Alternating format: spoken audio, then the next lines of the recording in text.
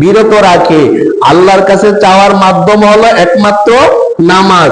নামাজের মাধ্যমে আল্লাহর কাছে চাওয়ার একটা মাধ্যম, আল্লাহর সাথে কথা বলার একটা মাধ্যম কি নামাজ।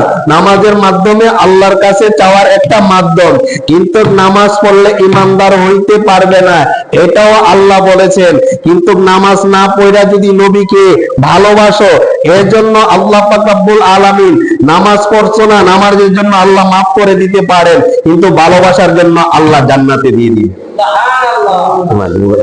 আস্তে কোন নামাজ পড়ছো না, আল্লাহ মাফ করলেও করতে পারে নবীর খাতিরে, কিন্তু তুমি যখন নবীর প্রতি প্রেম ভালোবাসা থাকবে, আমার আল্লাহ বলেন আমি তাকে বিনা হিসাবে ক্ষমা করিয়া জান্নাতে দিয়ে দিব।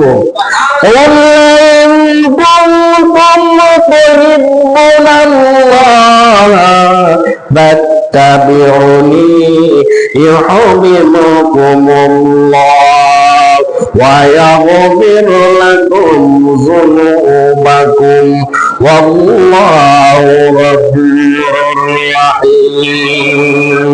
হে নবী আপনি তাদেরকে বলে দিন, হে নবী কেডা কইছে? আল্লাহ কইছেন না নবী কইছেন? কথাটা কিন্তু বুঝছেন। হে নবী আপনি তাদেরকে বলে দিন, আল্লাহ বলাইছে নবীকে,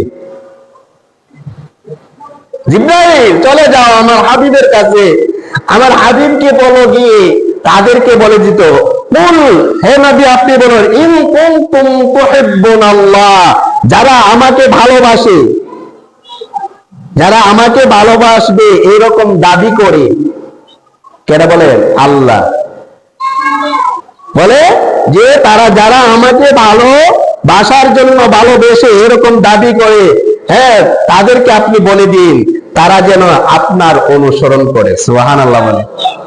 আর আপনার অনুসরণ যখন করবে তাহলে আমি আল্লাহ তাদেরকে ভালোবাসবো। বলেন না, আমি আল্লাহ তাদেরকে ভালোবাসবো। আপনাকে যারা ভালোবাসবে, আমার ভালোবাসার আগে আপনাকে অনুসরণ, আপনাকে ভালোবাসতে হবে, তাহলে আমি আল্লাহ তাদেরকে ভালোবাসবো। ভালোবাসলাম, সব করলাম। আল্লাহ বলেন ভালোবাসার কারণে ওয়ায়াগফিরু লাকুম যুনুবাকুম, আমি আল্লাহ তাদের গুনাহকে মাফ করে দিলাম।